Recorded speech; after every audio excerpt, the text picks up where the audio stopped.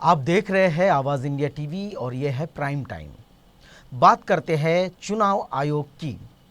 चुनाव आयोग के कार्यशैली पर सवाल उठाते हुए चुनाव आयोग के सुप्रीम कोर्ट पैनल के वकील ने इस्तीफा दिया। कहा, वर्तमान कामकाज मेरे मूल्यों के अनुरूप नहीं। सुप्रीम कोर्ट के समक्ष चुनाव आयोग के लिए पोल पैनल में शामिल वकील मोहित डी राम ने अपने पद से इस्तीफा दिया है। चुनाव आयोग को भेजे अपने इस्तीफे में वकील डी राम ने आयोग की वर्तमान कार्यशैली पर सवाल उठाते हुए कहा कि ये मेरे मूल्यों के अनुरूप नहीं है, इसलिए मैं खुद को चुनाव आयोग से अलग कर रहा हूँ। चुनाव आयोग को भेजे गए पत्र के अनुसार राम ने कहा, भारत के चुनाव आयोग का प्रतिनिधित्व करना मेरे लिए एक सम्मान की बात थी। मैंने करियर में कई माइलस्टोन प्राप्त किए। मेरी यात्रा ईसीआई के स्टैंडिंग काउंसिल के कार्यालय से शुरू हुई और ईसीआई के एक पैनल काउंसिल तक आगे बढ़ी। उन्होंने आगे कहा, हालांकि मैंने पाया है कि मेरे मूल्य ईसीआई यानी भारत निर्वाचन आयोग के वर्तमान कामकाज के अनुरूप नहीं है और इसलिए मैं भारत के सर्वोच्च न्यायालय के समक्ष अपने पैनल के काउंसिल की जिम्मेदारियों से खुद को हटा रहा हूँ। पत्र में राम ने कहा कि वह अपने कार्यालय के साथ सभी लंबित मामलों में फाइलों, एनओसी और वकालतनामाओं के निर्बंध परिवर्तन को सुनिश्चित करने का कार्य करेंगे। पत्र 6 मई को लिखा गया था और चुनाव आयोग के कानून के निदेशक को संबोधित किया गया था। बता दें कि सुप्रीम कोर्ट ने गुरुवार को चुनाव आयोग की एक याचिका को खारिज कर दिया था, जिसमें अदालती कार्रवाई के दौरान न्यायाधीशों द्वारा की गई मौखिक टिप्पणियों की रिपोर्टिंग को रोकने की मांग की गई थी। हालांकि राम इस मामले का हिस्सा नहीं थे। इससे पहले मद्रास हाईकोर्ट ने चुनाव आयोग पर काफ़ी सख्त टिप्पणी की थी। गौरतलब है कि हाई कोर्ट ने 26 अप्रैल को महामारी की दूसरी लहर के बीच कोविड मामलों में वृद्धि के लिए चुनाव आयोग को उकसाया था। हाई कोर्ट ने इसे वायरल संक्रमण के प्रसार के लिए जिम्मेदार ठहराया और इसे सबसे गैर जिम्मेदार संस्थान कहा। कोर्ट ने कहा था कि उसके अधिकारियों पर हत्या के आरोपों के तहत मामला दर्ज किया जाना चाहिए। पहले ये जान लेते हैं कि क्या है भारतीय चुनाव आयोग। भारतीय निर्वाचन आयोग इलेक्शन कमीशन ऑफ इंडिया एक स्वायत्त एवं अर्ध न्यायिक संस्थान है, जिसका गठन भारत में स्वतंत्र एवं निष्पक्ष रूप से विभिन्न भारत के प्रतिनिधि संस्थाओं में प्रतिनिधि चुनने के लिए किया गया था। भारतीय चुनाव आयोग की स्थापना 25 जनवरी 1950 को की गई थी। आयोग में वर्तमान में एक मुख्य चुनाव आयुक्त और 2 चुनाव आयुक्त होते हैं। जब यह पहले 1950 में गठित हुआ तब से और 15 अक्टूबर 1989 तक केवल मुख्य निर्वाचन आयुक्त सहित एकल सदस्यीय निकाय था। 16 अक्टूबर 1979 से 1 जनवरी 1990 तक यह RBS शास्त्री और निर्वाचन आयुक्त के रूप में SS धनोत्रा और BS सहगल सहित 3 सदस्यीय निकाय बन गया था। 2 जनवरी 1990 से 30 सितंबर 1993 तक यह एक एकल सदस्यीय निकाय बन गया और फिर 1 अक्टूबर 1993 से यह 3 सदस्यीय निकाय बना दिया गया। चुनाव आयुक्तों की नियुक्ति एवं कार्यवधि क्या होती है? मुख्य चुनाव आयुक्त और अन्य चुनाव आयुक्तों की नियुक्ति भारत के राष्ट्रपति करते हैं। मुख्य चुनाव आयुक्त का कार्यकाल 6 वर्ष या आयु 65 साल का होता है। चुनाव आयुक्त का सम्मान और वेतन भारत के सर्वोच्च न्यायालय के न्यायाधीश के समान होता है। मुख्य चुनाव आयुक्त को संसद द्वारा महाभियोग के जरिए ही हटाया जा सकता है। भारत निर्वाचन आयोग के पास विधानसभा, लोकसभा, राज्यसभा और राष्ट्रपति आदि चुनाव से संबंधित सत्ता होती है, जबकि ग्राम पंचायत, नगरपालिका, महानगर परिषद और तहसील एवं जिला परिषद के चुनाव की सत्ता संबंधित राज्य निर्वाचन आयोग के पास होती है। निर्वाचन आयोग का कार्य तथा उसकी कार्यप्रणाली क्या होती है, इसे जानते हैं। 1. निर्वाचन आयोग के पास यह उत्तरदायित्व है कि वह निर्वाचनों का पर्यवेक्षण, निर्देशन तथा आयोजन करवाए। वह राष्ट्रपति, उपराष्ट्रपति, संसद, राज्य विधानसभा के चुनाव कराता है। 2. निर्वाचक नामावली तैयार करवाता है। 3. राजनैतिक दलों का पंजीकरण भी करवाता है। राजनैतिक दल का राष्ट्रीय, राज्य स्तर के दलों के रूप में वर्गीकरण, मान्यता देना, दलों को चुनाव चिन्ह देना। 5. सांसद विधायक की अयोग्यता, दल बदल को छोड़कर राष्ट्रपति राज्यपाल को सलाह देना। 6. गलत निर्वाचन उपायों का उपयोग करने वाले व्यक्तियों को निर्वाचन के लिए अयोग्य घोषित करना। अब देखते हैं निर्वाचन आयोग की शक्तियां क्या होती हैं। सर्वोच्च न्यायालय के निर्णयानुसार अनुच्छेद 324(1) में निर्वाचन आयोग की शक्तियां कार्यपालिका द्वारा नियंत्रित नहीं की जा सकती। उसकी शक्तियां केवल उन निर्वाचन संबंधी संवैधानिक उपायों तथा सांसद निर्मित निर्वाचन विधि से ही नियंत्रित हो सकती है।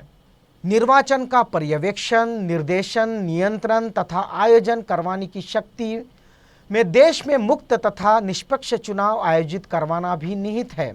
जहां कहीं संसद विधि निर्वाचन के संबंध में मौन है, वहां निष्पक्ष चुनाव करवाने के लिए निर्वाचन आयोग असीमित शक्ति रखता है।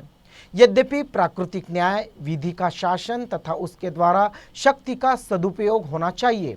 निर्वाचन आयोग विधायिका निर्मित विधि का उल्लंघन नहीं कर सकता है और न ही ये स्वेच्छापूर्ण कार्य कर सकता है। इसके निर्णय न्यायिक पुनर्परीक्षण के पात्र होते हैं।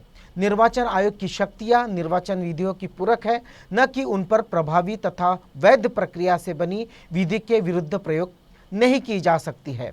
यह आयोग चुनाव का कार्यक्रम निर्धारित कर सकता है, चुनाव चिन्ह आवंटित करने तथा निष्पक्ष चुनाव करवाने के निर्देश देने की शक्ति आयोग रखता है। सुप्रीम कोर्ट ने भी उसकी शक्तियों की व्याख्या करते हुए कहा है कि वह एकमात्र अधिकरण है जो चुनाव कार्यक्रम निर्धारित करे। चुनाव करवाना केवल उसी का कार्य है। जनप्रतिनिधित्व एक्ट 1951 के अनुच्छेद 14-15 भी राष्ट्रपति राज्यपाल को निर्वाचन अधिसूचना जारी करने का अधिकार निर्वाचन आयोग की सलाह के अनुरूप ही जारी करने का अधिकार देते हैं। लेकिन आज का भारतीय चुनाव आयोग क्या कर रहा है? क्या वो लोकतंत्र के लिए काम कर रहा है या किसी एक राजनीतिक पार्टी के लिए? भारतीय चुनाव आयोग ईवीएम के बारे में क्या कहता है? क्या वो तर्कसंगत है? क्यों जनाधार की बात को भारतीय चुनाव आयोग समझना ही नहीं चाहता? भारतीय साइबर विशेषज्ञ के electronics voting machine EVM hack किए जा सकने का दावा करने के बीच चुनाव आयोग ने कहा वह अपनी मशीनों की पुख्ता प्रकृति के बारे में अभुवचनीत तथ्यों पर पूरी तरह कायम है। आयोग इस बात पर विचार कर रहा है कि मामले में क्या कानूनी कार्रवाई की जा सकती है और क्या कानूनी कार्रवाई की जानी चाहिए। अमेरिका में राजनीतिक शरण मांग रहे भारतीय साइबर विशेषज्ञ ने दावा किया था कि 2014 के आम चुनाव में ईवीएम के जरिए धांधली की गई थी। उन्होंने कहा था कि ईवीएम को हैक किया जा सकता है। स्काइप के जरिए लंदन में संवाददाता सम्मेलन को संबोधित करते हुए सैयद शुजा ने कहा कि वह 2014 में भारत से भाग गए थे क्योंकि अपनी टीम के कुछ सदस्यों की हत्या के बाद देश में उन्हें अपनी जान को खतरा था। इधर ईवीएम हैक संबंधी मामले पर कांग्रेस ने जहां चुनाव आयोग से जांच की मांग की थी, वहीं भाजपा ने इसे कांग्रेस का हॉरर शो करार दिया था।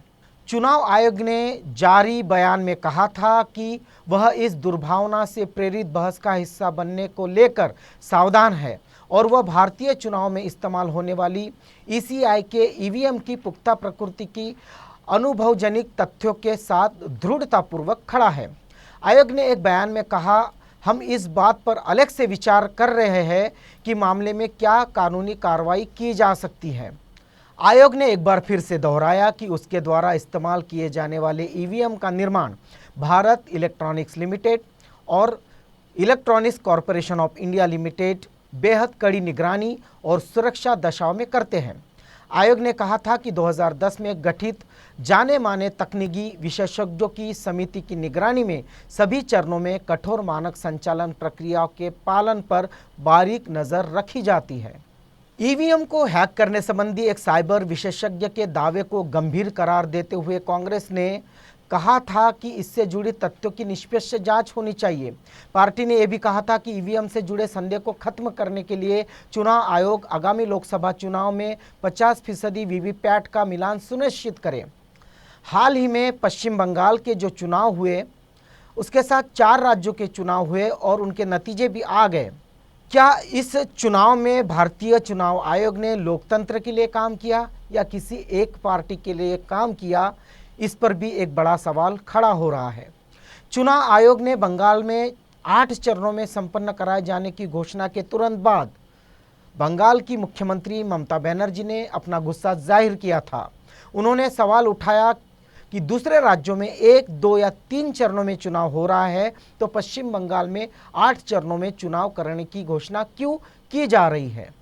पश्चिम बंगाल में यह पहला मौका नहीं है जब ममता ने इससे ज़्यादा चरणों में चुनाव कराए जाने पर आपत्ति जताई है। 2019 के लोकसभा चुनाव में भी 6 चरणों की चुनाव घोषणा हुई थी।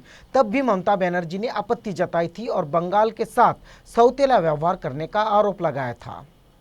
ममता ने चुनाव आयोग पर क्यों और क्या सवाल उठाए।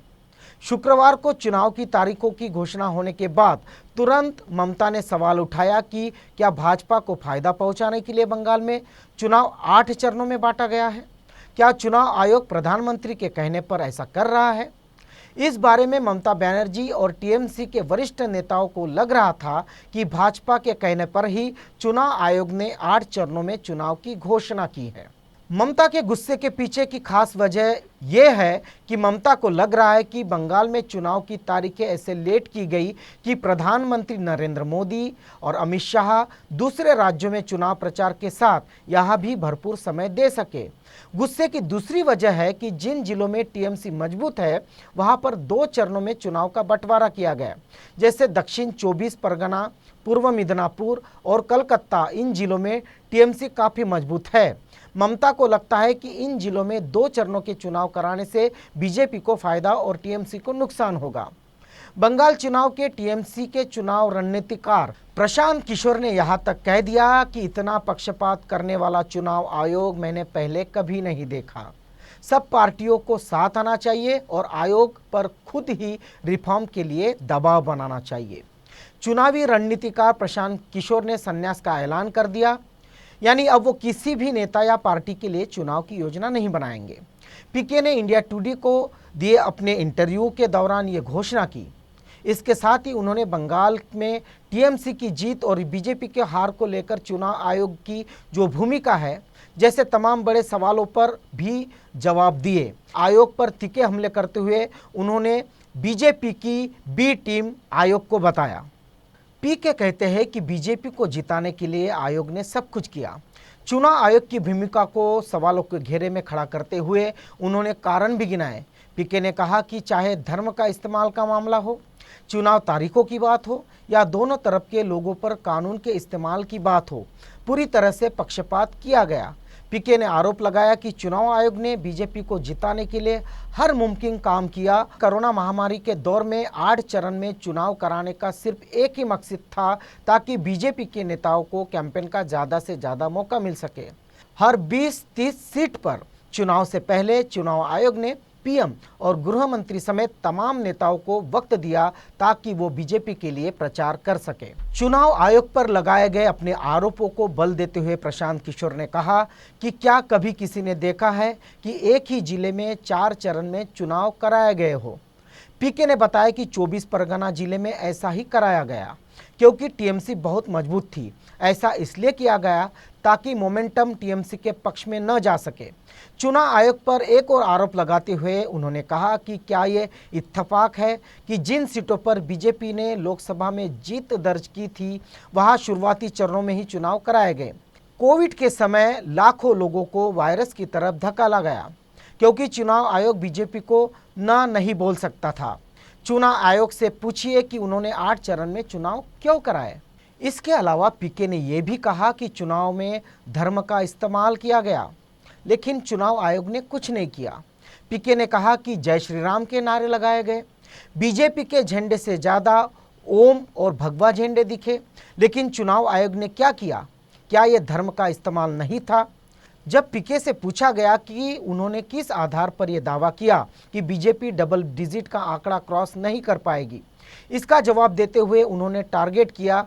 पीके ने कहा कि अमित शाह से कौन पूछेगा कि वो किस आधार पर बीजेपी की 200 सीटों का दावा कर रहे थे। यहाँ तक कि हर चरण के बाद वो सीटों की संख्या बता रहे थे। क्या उनके पास क्रिस्टल बॉल थी?